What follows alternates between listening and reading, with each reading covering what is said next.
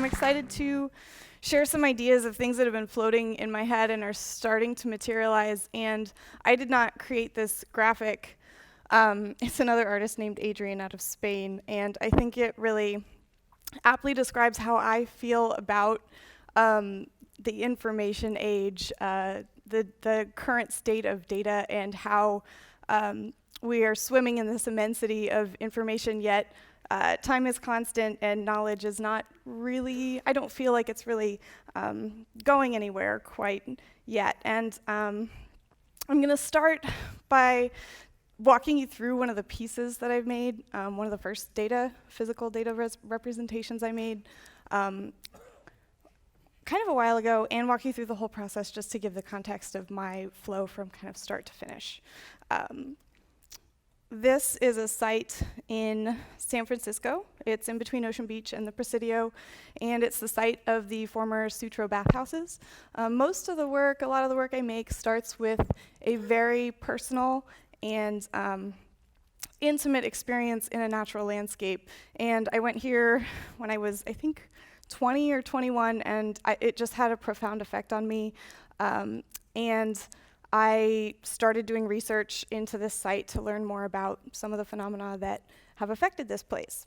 So this is the Sutro bathhouses that I mentioned. Now they are just ruins, but at the time it was built in 1896. It was the largest indoor swimming pool. It had 7 pools, which were based on the tides. The tides would recycle the water every hour. It was 2 million gallons of water. It was never financially successful. Eventually, it burned down in an arson fire in 1966 when developers were in the process of deconstructing it to build luxury condos. Now, this is what it looks like, and it's run by the Golden Gate National Rec area, and you get a sense of the ruins of what was there, but the most prominent and dominant feature of this landscape is the tides in my experience, my sensory experience of being in this place. And not only how the human impact was harnessing the tides for a functional purpose of these pools, but how now the tides are then coming and taking them back slowly over time.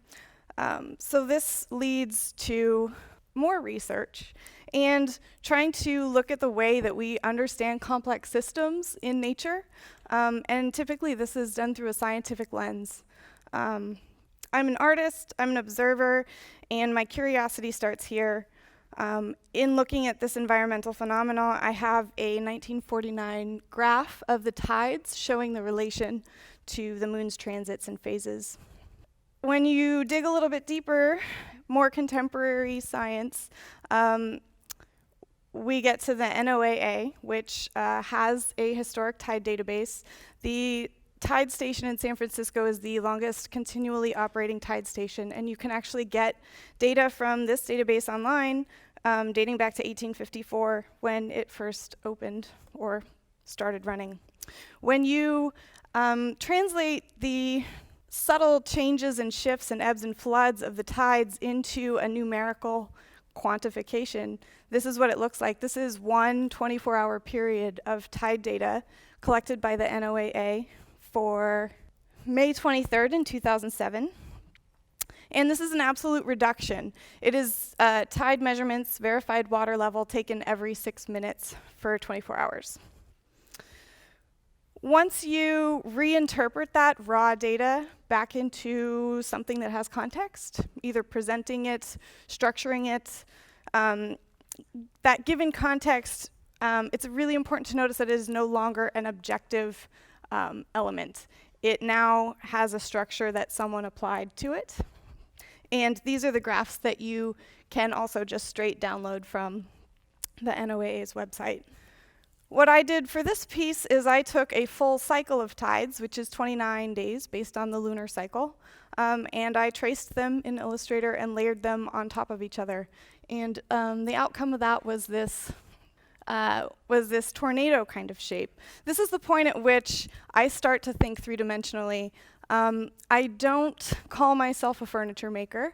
I do have a background, a degree in furniture design. So there is a big part of my process when I shift from research to design development, where I am very much sketching and thinking three-dimensionally, and trying to really evaluate how I can take the two-dimensional information and make it accessible in a format that is three-dimensional, that adds layers and content and meaning that then can be experienced by the viewer with their own personal experience, so through their own senses.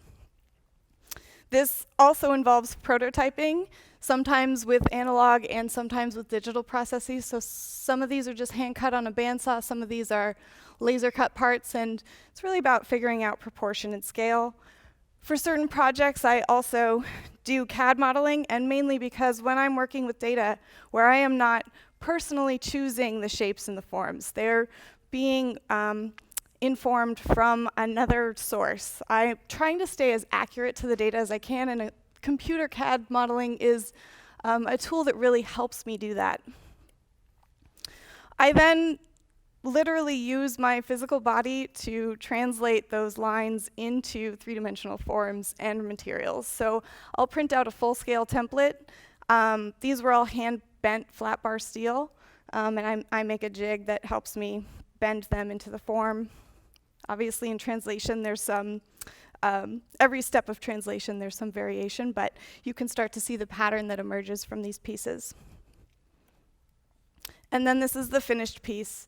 So what I'm really getting at in translating two-dimensional data into a three-dimensional form is using the materials and the form as a visual language to reveal something that's unseen, some natural patterns, sometimes they're human patterns as well, which I'll get into with some later work, and the cycles and changes that occur in the landscape over time. This is a static representation.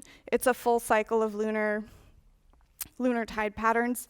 And I want the body to be able to experience it and viewers to be able to experience it on their own terms. It's suggestive of the tides, but it is not overtly showing you a measurement or quantifying.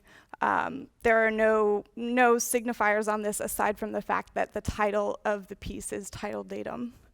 So I've titled this talk a post-data experience. I've more recently been thinking a lot about the relationship between data, information, and knowledge. I haven't quite gotten to wisdom yet, but I'll get there eventually. I want to be clear that I'm using the term post-data, but I'm not implying that data is going to become obsolete.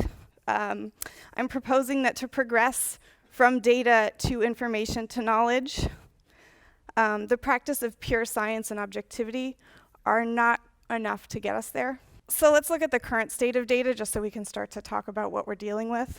I talked about how we're swimming in data.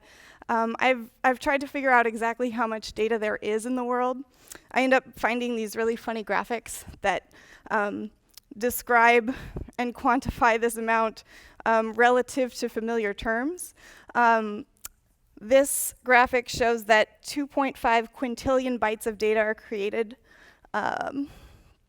every single day. They relate that to 10 million Blu-ray discs stacked to the height of the Eiffel Tower. This one is another analogy to buildings, but instead it is 62,500 fully loaded iPads stacked twice the height of the Empire State Building. And I find it kind of hilarious that there's so much data that we don't even really know how to wrap our heads around it, and we need these data graphics to show us how much data there is. When you start to look at these terminologies that are coming out, this previous slide has a petabyte and a zettabyte. It helps to look at a comparative scale. So we can see a basic unit of measurement, which is a single byte, all the way towards what is the current largest amount of data quantified, called a yottabyte, and all of the progressions in between. In this graphic, we're shown that a yottabyte is the storage capacity of the NSA data center. When you start to look up what this data center is, this is actually a site in Utah. It opened in 2013. It is built by the National Security Administration. It's a massive data repository. It costs $1.5 billion. It uses 6.6 million gallons of water every month to cool all of the servers. It uses the equivalent amount of power that the entire city of Salt Lake City uses. It sort of represents just how big this industry has gotten. In researching more about this site, this NSA data center, I found a really great quote from someone who works within the data center. The capacity for storing data is not nearly as important as being able to process data and derive valuable information from it. So although we're swimming in it, we're not quite getting to that next step. I'm going to propose that despite its immensity, the data that is being collected and visualized represents only a sliver of human experience. And I want to show some examples of what I mean by that. Some aspects of modern life are tracked very closely. In this case, crime. These are homicide constellations created by an artist programmer named Doug McCune. He's out of San Francisco, so he's got, they're all for Bay Area cities. This is also San Francisco. This is a map of crime density. This one is looking at what time of day assaults happen in different cities. And this one is US gun killings in 2010 through 2013 by age. So the progression is from 0 to 100. In addition to crime, there's also a lot of data on taxis and cab movements, and in this case, trees. The city of San Francisco has a great database called Data SF. So this company, Stamen Design, is out of San Francisco, so they've compiled some information from there and mapped it in sort of a creative Venn diagram format. But the point here is that the parts of life that are not recorded aren't really being represented in data visualization, but it doesn't mean that they don't exist or that they are not important.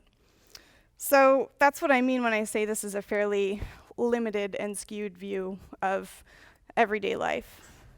In this this one, they are mapping sex, drugs, and rock and roll, and I think this is sort of a tongue-in-cheek because I'm not quite sure if they're mapping sex crime. I don't know how they track sex, or if rock and roll is a venue, but you get the kind of idea of some of the liberties that are taken within data visualization. I also see and get fairly frustrated with the graphics like this where the aesthetic overwhelms the message. This looks like a rainbow. It's supposed to be telling us something about Twitter feeds, the 140 characters, visualizing connections and relative tweet count from Twitter's first 140 employees. I don't get any information from looking at this visualization. There are other ones that employ similar hierarchies where the aesthetics overtake whatever they're supposed to be saying. The one on the left has something to do with Facebook network friends, and the one on the right is senators who are casting the same votes. These are virtually unintelligible to me. You also start to see the potential for downright misleading data, and surprisingly enough, a lot of it comes from the Fox News network. This is a pie chart that does not add up to 100%. At first glance, it looks like gun deaths are on the decline in Florida in this chart. If you look closer, this is a clear violation of the well-established convention that 0 should be at the bottom of the y-axis. And this one, you see truth and facts at the top. Statistics show that teen pregnancies drop drastically after the age of 20. This is actually true, but it is not insightful. So this brings me to something that I feel I'm very skeptical of anyone claiming truth, and I believe there's a common misconception that data does equal truth, and I don't think it equals truth, and we need to just be more aware of that as we start to dive more and more into data visualization. Scientific research is based on the belief that to uncover truths about the natural world, we must eliminate personal biases and emotional involvement. I'm going to reflect on some of the ideological implications of removing emotional involvement in the pursuit of pure objectivity, and I want to briefly dissect the meaning of objectivity as it's changed over time. Lorraine Dotson and Peter Gallison wrote this wonderful book called Objectivity. It is dense and has some key, I'm going to break it down into 3 slides for you. It talks about the history of objectivity. It has taken on different human morals, meanings, and practices. These shifts are due to aesthetic tastes, technology, and ways of communicating, which shift over time. In the 19th century, the predominant view was that truth to nature is the way to represent natural systems. It was an idealization of natural phenomena to make them recognizable and classifiable. These ones in particular are from, I believe, 1854. Following that, we have mechanical objectivity with the development of the daguerreotype and of cameras. This was a further attempt to take the human element out of research, where the machine stood for authenticity. The focus on nature represented without the taint of human idealism and standardization. Some of the things were sacrificed, such as color and depth of field. So it kept progressing. In structural objectivity, there's a focus on measurement and logic. There's a high value placed on replicable, empirical sequences that are reliant on pristine senses and dispassionate reasoning of the scientist. By this logic, a cellular biologist, a geneticist, an anthropologist, and a psychologist can each look at a human being and come up with different structural accounts of the same person, all of which are supposed to be objective points of view. Most of you know there are 2 types of data. There's numerical, which is quantitative, and non-numerical, qualitative, trying to measure things like our feelings and how we feel or think. One of these is easier to replicate than the other. And this leads to a hierarchy within science. In this methodology, quantitative data is given a higher value. Social sciences, are soft sciences, are more difficult to measure and replicate, therefore they are not as important. It's important to know that all quantitative data is subject to qualitative judgments. We can't talk about objectivity without recognizing that politics, social issues, media trends, and industry interests have an effect on scientific research. What do I mean by that? Who funds scientific research? You can see in this graphic, which shows the overall funding for all scientific research and development for all levels of government and industry in the US. There's been a significant shift from government funding towards industry funding. What kinds of research are they funding? This is a great graphic.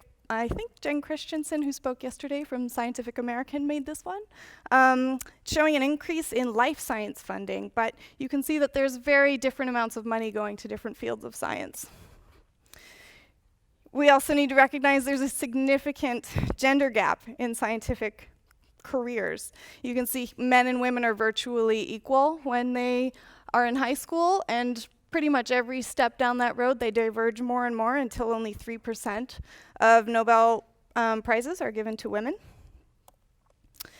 And you can't talk about it without talking about diversity as well. People of color are greatly underrepresented in the scientific field. The scientific community needs to recognize that a system whose criteria for success significantly favors one gender and one race far above others cannot claim objectivity. I'm asking what biases, implicit or otherwise, are at play here and what cultural perspectives are being lost. Conversely, all qualitative data can be described and manipulated numerically. Any of you know that because you've probably taken a test that looks like this. This graph very poignantly tells us why this is true. So I'm not trying to undermine the value of scientific research or data. As an artist, I am not limited by conventions of scientific research. I do not claim objectivity, nor do I have any interest in denying my emotional engagement with the world. As an artist, I am particularly in a unique position to critique this system because I have nothing to lose. I have no scientific representation, and the field of science does not recognize the value of artists. That's why there's no A in STEM. Definitively, I can say that I believe that reducing all of life down to that which can be measured and reasoned is an impoverished view of the world. This is a quote from Pablo Picasso: "The world doesn't make sense, so why should I paint pictures that do?" And this is a quote from a French mathematician active in the 17th century: "Reason's last step is the recognition that there are an infinite number of things which are beyond it." So we've covered sort of the basis of data, how we get to information, and I want to talk more about how we get to knowledge. And to do that, I'm going to use this metaphor of a cake.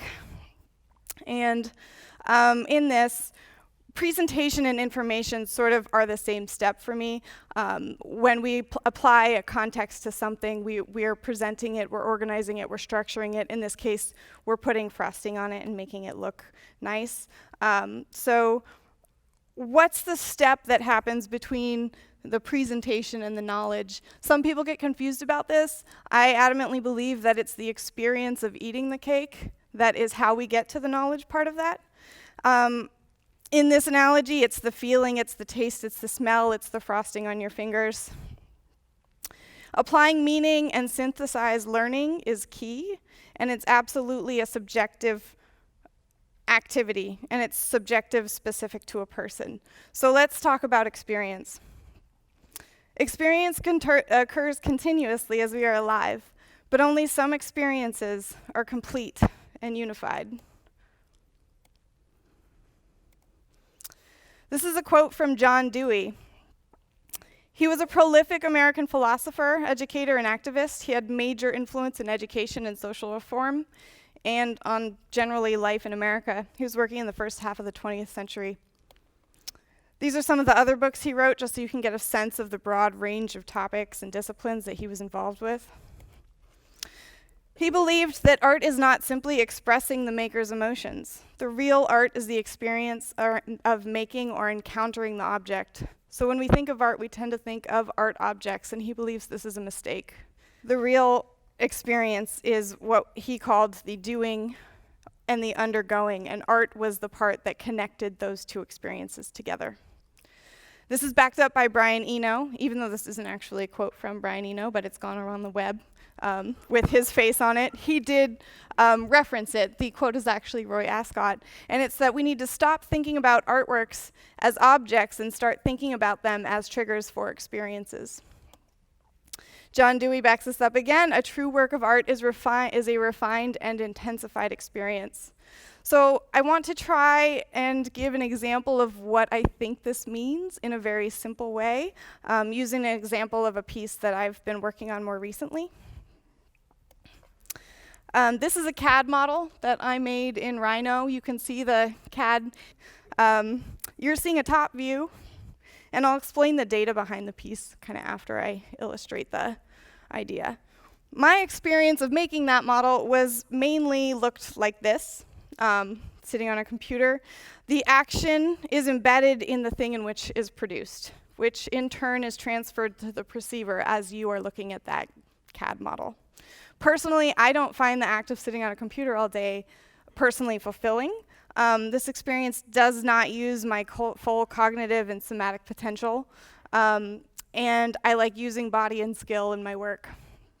So I use the computer and CAD as one step in my process, but it is by no means the end of that process.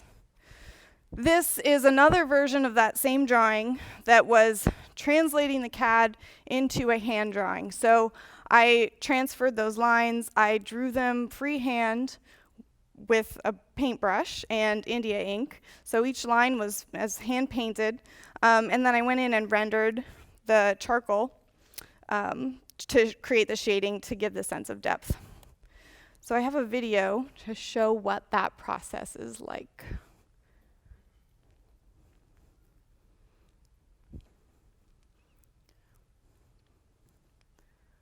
So it's hard to describe, but the act of me physically going in and using my body to apply the shading gives you a very different effect than the CAD model, even though they are based sort of in a similar visual experience. The experience of the finished thing is slightly different. And I think that that's because of the embedded experience from the artist as making, as you get it perceiving the finished object. So to explain the backstory of this data, it's a wildfire map. It's a progression showing the rim fire, which happened in 2013. It was sourced from the California Department of Forestry. And the fire burned August 17th through September 2004. It was started by an illegal campfire. You can see it here from satellite imagery. The yellow outline is Yosemite National Park.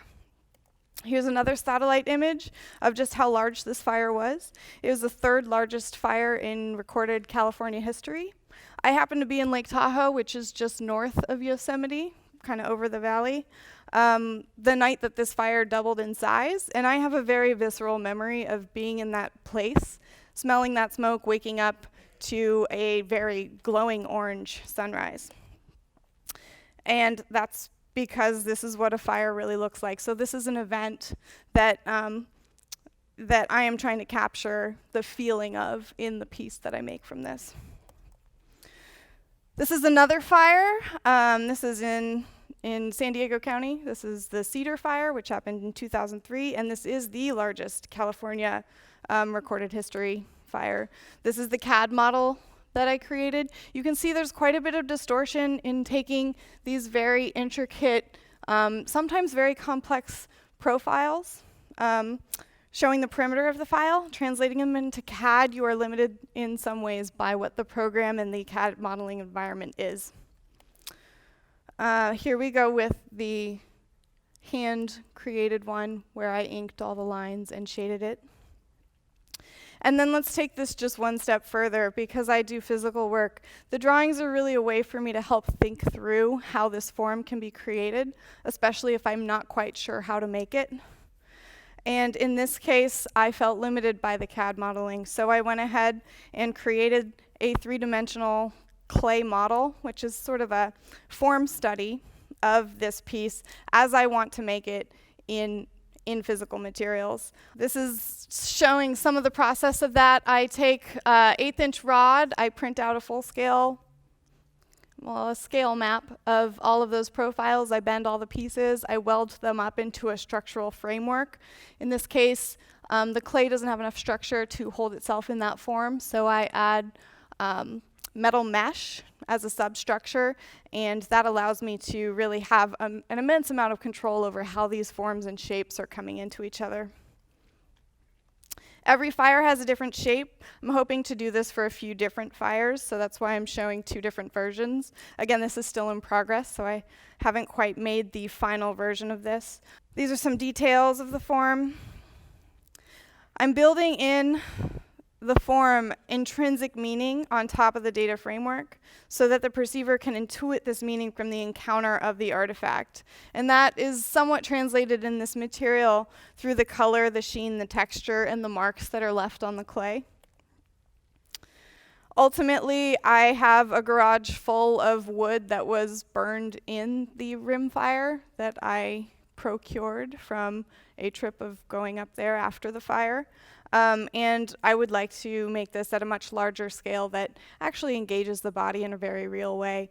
This clay model is maybe about this big, so most of my work is human-sized or larger.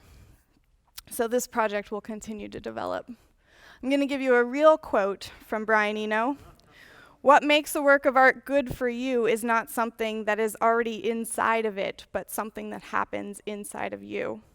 This is from when he had a swollen appendix for a year. He wrote a diary in 1996, and that's some of the things that he was thinking about. People often ask me how I choose the data that I use in my work. I grew up in Colorado. I traveled all over the arid West, Utah, Nevada, New Mexico as a kid, and that definitely had a profound effect on me. Now I'm living in California, where water is a limited and highly contentious resource. So water is a theme that you'll continue to see in each piece that I show you from here on out. This image on the left is the Colorado River Delta. The Colorado River is the most litigated river in the world. It does not hit the delta, the Gulf of Mexico anymore, because we use all of the water before it gets there. Over 40 million people rely on it. This makes me wonder, what are we using all of our water for? I want to have an understanding of how these complex interactions between humans and nature are happening. And to do that, I end up reading a lot of scientific reports. This is a USGS report. In the title, it says in 2000. It's the estimated use of water for the entire nation.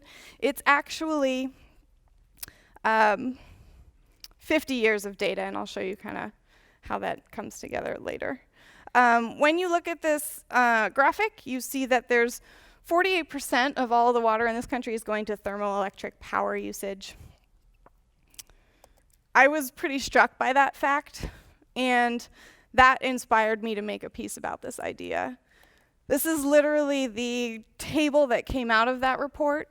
Those highlighted sections are the 5 different categorical uses of water that I pulled out and decided to turn into a piece. This is me mapping that on sort of an elevation view of something I think will become a sculpture. The 2 largest uses are thermoelectric power, as I mentioned, and irrigation. So I kind of focused on those 2 to help me determine the form of this piece. Again, I'm inspired by the natural landscape. So in this case, arid landscapes where there are complex interactions with water and nature over time that are carving away these canyons. I then apply that in the computer again to be able to stay as accurate as I can to the data. So in this format, I am determining the shape of that canyon based on that data. So the walls of the canyon are getting wider or narrower based on how much water we're using for those different categorical uses. The vertical axis, the y-axis is time. This then gives me the parts that I can cut out either digitally or by hand. The first one I made of this, I cut with a jigsaw. And these are the physical parts using plywood to create those layers. I then glue them up into a form, which I then carve back using mostly abrasive hand tools, some of them very aggressive. This is one of my favorite parts of the process. I don't have to think about the project anymore. I get to intuitively interact with those forms and really carve it back using my body in a very intentional and non-analytic way. It is a full body experience. This is my shop. This is right before assembly. I've cut a steel plate that then will kind of hold these pieces all in relation together. And then this is the finished piece, where the influence of landscape aligns with the material aesthetic, the striations of the plywood stacked on edge, the data concept, and they're all thematically linked through the form. Striations of the stacked plywood suggest the rock formations. The canyon walls are wider and narrower, as I mentioned. So you can see on one side, there's a different pattern emerging than on the other side, and that's showing irrigation on the right here and thermoelectric power usage on the left. This is where I grew up. The mountains have a huge impact on my work, and I continue to be inspired by them. Half the year, they look like this. They've got snow. I miss snow. I don't get it too much in California anymore. When we break down snow into a scientific process, we can look at individual snowflakes. This is more of the mechanical objectivity view I was mentioning. These reveal an unseen beauty and natural variation and complex relationships between parts. The way that the snowpack is measured now is through snowpack telemetry. It's called SnowTel is the system. It's a database run by the National Resources Conservation Service, and they have an online database that is publicly available for anyone to search through. They use this information to forecast water supply for agriculture, industry, and the public supply. This is what you get when you download the raw data, which does not give a sense of what it feels like to be in the snow. And in creating the sculptures that I do, I'm trying to return that data back into that sensory experience where it has impact. And it might not be cold or wet, but it is taking this very narrow analytic view and building it back into something through layers of materials and forms. That database for 1 year translated into a graph. This is from that same source. The water year is measured from October through September, and this is for 2013. And this is actually the snow water equivalent measurement. It is not snow depth. The snow water equivalent is if you were to melt the entire snowpack at one time, how much water would come out of it.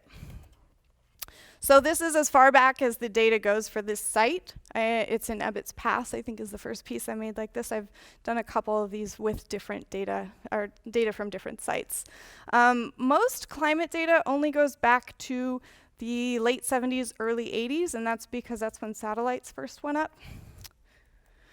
I downloaded as much data as far back as I could to 1981, and then I start to stack and layer and develop forms that really get at the essence of the inspiration that I'm working from, in this case, the mountain range. This is the process of designing those pieces, stacking them up and carving them back. And then this is a carcass construction. This project ended up becoming something functional. And the only reason I was interested in doing something functional in this case was because the concept of data is based on water, and snow is this beautiful way that nature stores water for us and for all of nature. So thinking about storage, I wanted the functionality of this cabinet to reflect water storage in the sense that the drawers are sized accordingly to how much water we have in the snowpack by each year. Some of these drawers are only 1/4 of an inch deep for years that we don't have very much water in the snowpack. So there's a correlation between what's available to us, both in the natural supply and in these objects that we surround ourselves with in our homes. You can also start to see other patterns emerge. At the very bottom, it's a little bit hard to see in here, there's a really, really deep drawer, and that's from the El Nino event of 1982 and 1983. So art is a way of knowing, and it's different from scientific knowing, but I'm going to argue that it's no less valuable. More recently, I've tried to work directly with scientists to develop some projects. They're not always super receptive.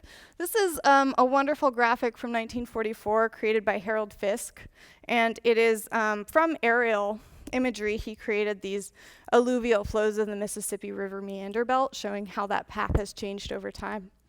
I took this to the USGS Water Science Center in Portland, Oregon, while I was there doing a residency, and they provided me with this LiDAR map of a section of the Molalla River showing, I think, 15 years total of the LiDAR data and showing how the path has changed over time. I interpolated the in-between layers and then designed a piece that shows how that river has changed shape over time. In this case, I CAD modeled it. This is a process of carving back again, and then this is the finished piece that you see from a couple different views. The last project I'm going to talk about was from an experience in Alaska. I did a residency in Homer. The most predominant feature of our idea of the Arctic are glaciers and icebergs. And we see a lot of imagery like this where glaciers that were once there are no longer there.